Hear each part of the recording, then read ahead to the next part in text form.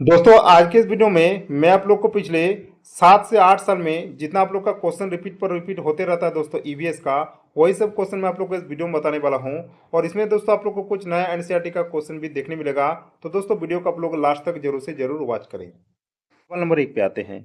सवाल नंबर 1 में है कि हमारे देश में ऐसे गांव हैं जहां के ग्रामवासी अत्यधिक वर्षा होने के कारण घरों को बांस के खंभों पर जमीन से 10 से 12 फीट ऊंचाई पर बनाते हैं। इन घरों को अंदर से लकड़ी का ही बनाया जाता है। तो ये गांव जो है दोस्तों भारत के किस राज्य में स्थित है? ऑप्शन में आप लोग का दिया हुआ है Himachal Pradesh, Assam, Uttarakhand and Tamil Nadu. Right option हो जाएगा इस सवाल का दोस्तों ऑप्शन नंबर बी यानी असम। तो दोस्तों असम में भारी बारिश होती है और इसके कारण दोस्तों घरों को बांस के खंभों पर जमीन से 10 से 12 फीट की ऊंचाई पर इसको बनाते हैं। ठीक है, तो घरों को अंदर से लकड़ी का ही बनाया जाता है और ये गांव दोस्तों भारत के असम राज्य में स्थित है। क्वेश्चन नंबर 2 पे आते हैं। क्वेश्चन नंबर 2 जो कि और एक इंपॉर्टेंस वाला आ गया दोस्तों, इसको आप लोग वीवीआई लगा लीजिए। तो क्वेश्चन नंबर 2 में सवाल है कि निम्नलिखित में से वह राज्य चुनिए जहां के लोग नारियल के तेल में पकी तली समुद्री मछली खाना पसंद करते हैं। ऑप्शन में है Goa, Telangana, Chhattisgarh and Jharkhand. Right option हो जाएगा इस सवाल का ऑप्शन नंबर पहला यानी गोवा।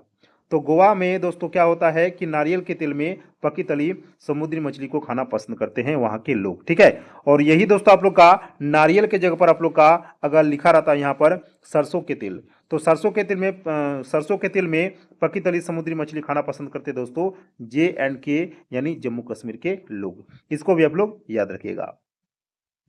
Question number 3।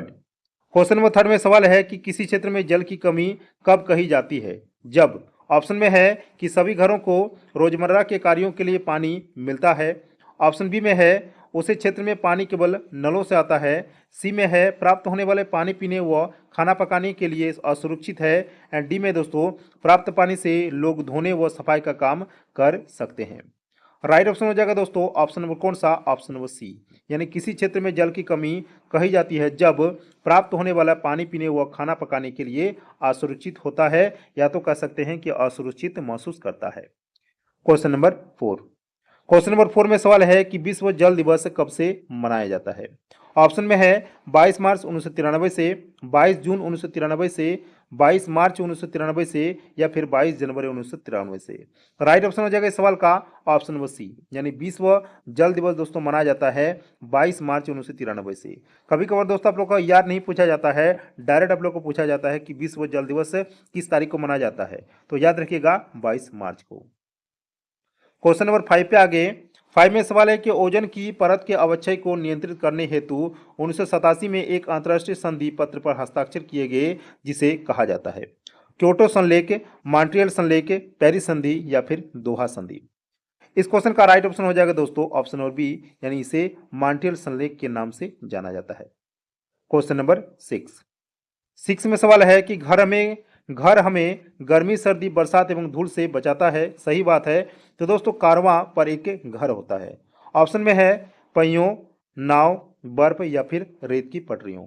तो दोस्तों कारवां या तो इसको कैरेबिन भी कहा जाता है। ठीक है, क्या कहा जाता है? कैरेबन भी कहा जाता है। तो कैरेबन पर एक घर होता है दोस्तों, और ये जो कैरेबन होता है दोस्तों ये पहियों से बना एक घर होता है। ठीक है, तो ऑप्शन नंबर पहला इस क्वेश्चन का क्या हो जाएगा? Right answer. क्वेश्चन नंबर 7 में सवाल है कि राजाजी राष्ट्रीय उद्यान स्थित है उत्तराखंड में, गुजरात में, हिमाचल प्रदेश में या फिर उत्तर प्रदेश में। राइट ऑप्शन हो जाएगा इस सवाल का ऑप्शन नंबर पहला यानी उत्तराखंड में। तो दोस्तों राजाजी राष्ट्रीय उद्यान उत्तराखंड के देहरादून में स्थित है। क्वेश्चन नंबर 8 पे आगे। 8 में सवाल है कि नासा ने सुनीता विलियम्स का अंतरिक्ष में जाने के बाद बाहर निकालने का चित्र कब उसको जारी किया? ऑप्शन में आप लोग का दिया हुआ है 13/12/2006, 11/12/2006, 9/12/2006 या फिर 16/12/2006। राइट ऑप्शन हो जाएगा इस सवाल का दोस्तों ऑप्शन नंबर डी यानी 16/12/2006। ठीक है, तो अंतरिक्ष में जाने के बाद बाहर निकल का जो चित्र आया था दोस्तों सामने, वो किस तारीख को आया था? ये बहुत ही इंपॉर्टेंट क्वेश्चन है। तो 16/12/2006 को दोस्तों ये चित्र जो है जारी किया गया था। क्वेश्चन नंबर 9 पे आते हैं। 9 में सवाल है कि मृत सागर क्या है यानी डेड सी। ऑप्शन में आप लोग का है कि ऐसा सागर जिसमें ज्वार भाटा बहुत तीव्र गति आते हैं। ऑप्शन बी में है ऐसा सागर जिसमें जहाज चलना खतरनाक होता है। सी में है ऐसा सागर जिसका पानी जहरीला होता है, एंड डी में है ऐसा सागर जो सभी महासागर हो वह सागरों से ज़्यादा नमकीन है। राइट ऑप्शन हो जाएगा दोस्तों इस सवाल का ऑप्शन नंबर डी, यानी ऐसा सागर दोस्तों जो सभी महासागर हो वह सागरों से ज़्यादा नमकीन है, ज़्यादा खरा होता है। क्वेश्चन नंबर 10, रेगिस्तान इलाके में किस पौधे द्वारा यह पता किया जाता है कि पौधे की सिंचाई कब करनी है? पानी की कमी पर यह पौधा जो है मुरझाने लगता है। ऑप्शन में है कैक्टस का पौधा, क्रोटन का पौधा, नागफनी का पौधा या फिर बबूल का पेड़। राइट ऑप्शन हो जाएगा इस सवाल का दोस्तों ऑप्शन नंबर बी, यानी क्रोटन का पौधा। तो इससे दोस्तों पता किया जाता है कि पौधों की सिंचाई कब करनी है, पौधों को पानी कब देना है, ठीक है। और इसकी कमी से दोस्तों क्या होता है, पानी की कमी से पौधा जो है मुरझाने लगता है। क्वेश्चन नंबर 11, क्वेश्चन नंबर 11 में आप लोग का सवाल है कि मधुबनी चित्रकला बहुत पुरानी है। त्योहार और खुशी के अवसरों पर मधुबनी घरों के आंगनों और दीवारों पर मधुबनी चित्रकला के चित्र बनाए जाते हैं। मधुबनी भारत के एक राज्य का प्रसिद्ध जिला है जिसका नाम है। यहाँ पर आप लोग का ऑप्शन में दिया हुआ है उत्तर प्रदेश, उत्तराखंड, पश्चिम बंगाल एंड बिहार। तो दोस्तों आप लोग जानते हैं कि मधुबनी जो चित्रकला होता है ये बहुत ही फेमस होता है, और ये दोस्तों फेमस है कहाँ पे, ये दोस्तों फेमस है आप लोग का बिहार में। तो बिहार का एक प्रसिद्ध जिला है दोस्तों मधुबनी। तो इसके कारण दोस्तों ये क्या है आप लोग का बहुत ही ज़्यादा फेमस होता है, किसके कारण, मधुबनी चित्रकला के कारण, ठीक है। जिसको दोस्तों कहाँ पे क्या यूज होता है इसका, कि घरों और आंगनों पर यानी दीवारों पर इसका चित्र बनाया जाता है, ठीक है। लोग विभिन्न तरह के इसके जो है डिजाइन और पेंटिंग्स को बनाते हैं अपने घर के दीवारों पर। तो ऑप्शन नंबर डी इस क्वेश्चन का राइट आंसर हो जाएगा। क्वेश्चन नंबर 12 पे आगे 12 में सवाल है कि कर्नाटक में किसानों द्वारा खेत की मिट्टी को खोदकर नरम करने के लिए उपयोग किए जाने वाले औजार को क्या कहते हैं? कुरीगे, खूंटी, उसके बाद आप लोग का है खुरपी, एंड डी में दोस्तों आप लोग का इलीगे। राइट ऑप्शन हो जाएगा इस सवाल का दोस्तों ऑप्शन नंबर बी, यानी खूंटी कहा जाता है। क्वेश्चन नंबर 13 में सवाल है कि हमारे देश के किसी एक राज्य केंद्र शासित प्रदेश में खेती के लिए जंगल की भूमि सारे ग्राम वासियों की साझी होती है, ठीक है। तो अलग अलग परिवारों की नहीं होती है। तो वहाँ पर जो खेती होता है दोस्तों, वहाँ पर जो ग्रामवासी होते हैं और वहाँ पर जो खेती है दोस्तों शेयर में खेती होती है, यानी एक साझा में उसको खेती किया जाता है, अलग अलग परिवारों की वहाँ पर खेती नहीं होती है। तो ये कहाँ पे है, कौन सा राज्य है ये? ऑप्शन में है Ladakh, Puducherry, Mizoram and Chhattisgarh. Right option हो जाएगा इस सवाल का दोस्तों ऑप्शन नंबर सी, यानी मिजोरम में होता है इस प्रकार की खेती। क्वेश्चन नंबर 14, यह उत्तराखंड का एक स्थान है तथा यह एक महत्वपूर्ण पर्यटन स्थल है। यह अरण्य बाग के संरक्षण से संबंधित है। इस जगह की पहचान कीजिए।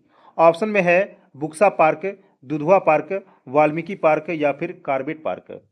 राइट ऑप्शन हो जाएगा दोस्तों ऑप्शन नंबर डी, यानी यहाँ पर दोस्तों कार्बेट पार्क की बात हो रहा है, ठीक है। क्वेश्चन नंबर 15 में सवाल है कि किस प्रकार की पक्षी की चोंच मीट को काटने और खाने के काम आती है?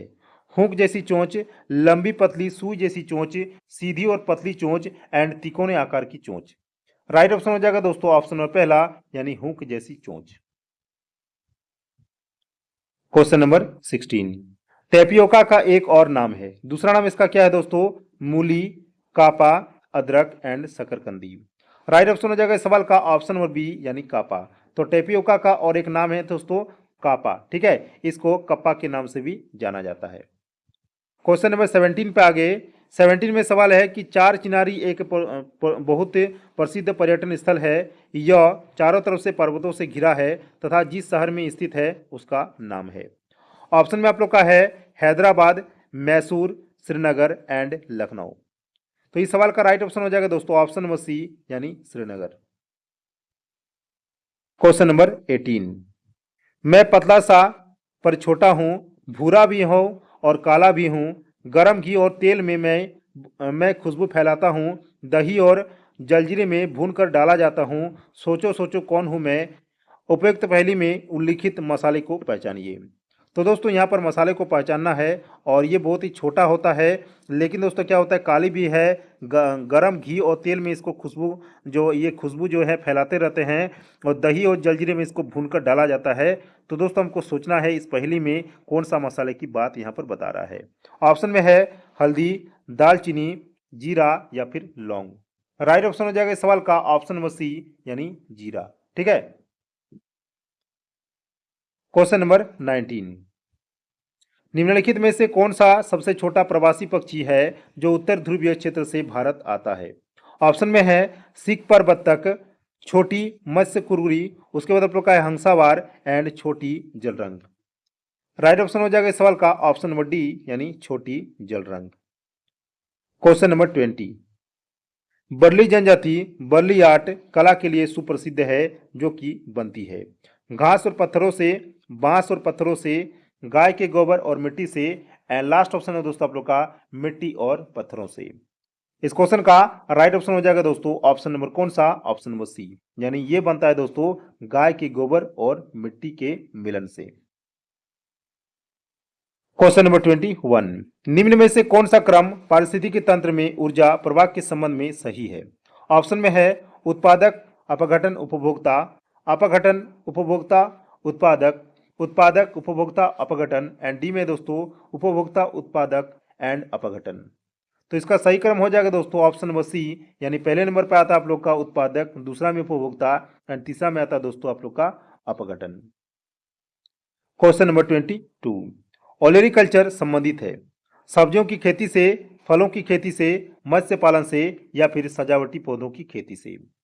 इस क्वेश्चन का राइट ऑप्शन हो जाएगा ऑप्शन नंबर पहला यानी सब्जियों की खेती से। तो ओलेरिकल्चर संबंधित है दोस्तों सब्जियों की खेती से। क्वेश्चन नंबर 23, निम्नलिखित में से कौन सा कथन समताप मंडल के बारे में सही नहीं है? यह क्षोभमंडल के ऊपर मौजूद रहता है, यह 50 से 80 किलोमीटर तक फैला रहता है।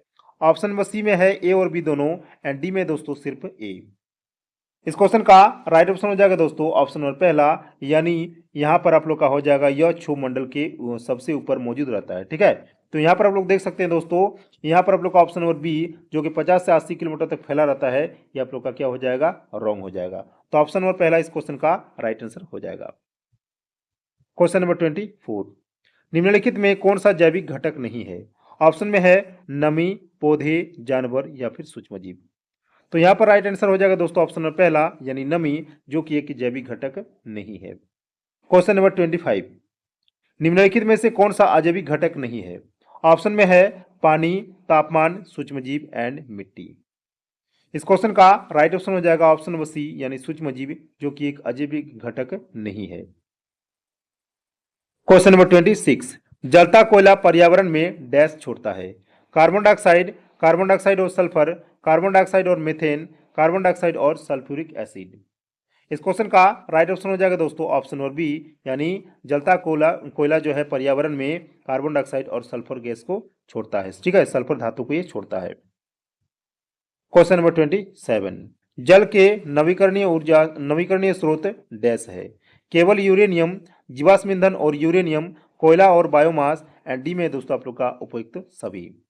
इस क्वेश्चन का राइट ऑप्शन हो जाएगा ऑप्शन नंबर पहला, यानी ऊर्जा के नवीकरणीय स्रोत है दोस्तों यूरेनियम। क्वेश्चन नंबर 28, पनबिजली डैश की श्रेणी में आती है? ऊर्जा के गैर अक्षय स्रोत से, ऊर्जा के अक्षय स्रोत से, जीवाश्म ईंधन से, या फिर इनमें से कोई भी नहीं। दोस्तों इस सवाल का राइट ऑप्शन हो जाएगा ऑप्शन नंबर बी, यानी पनबिजली ऊर्जा के अक्षय स्रोत की श्रेणी में आते हैं। क्वेश्चन नंबर 29 में सवाल है कि विश्व कछुआ दिवस कब मनाया जाता है? 1 मई को, 11 मई को, 23 मई को, या फिर 25 मई को।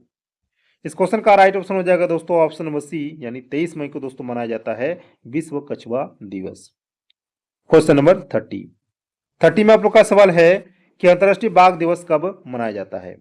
1 जुलाई को, 5 जुलाई को, 10 जुलाई को, या फिर आप लोग का लास्ट ऑप्शन है दोस्तों 29 जुलाई को। इस क्वेश्चन का राइट ऑप्शन हो जाएगा दोस्तों ऑप्शन नंबर डी, यानी 29 जुलाई को दोस्तों अंतर्राष्ट्रीय टाइगर डे मनाया जाता है। तो अंतर्राष्ट्रीय बाघ दिवस 29 जुलाई को मनाया जाता है। यहाँ पर दोस्तों मैंने आप लोग को 30 इंपॉर्टेंट क्वेश्चन करा दिए। अब दोस्तों आप लोग को बताना है कि इस 30 में से आप लोग का कितना नंबर सही हुआ। मिलते हैं नेक्स्ट वीडियो में किसी और नए टॉपिक के साथ, तब तक के लिए जय हिंद, वंदे मातरम।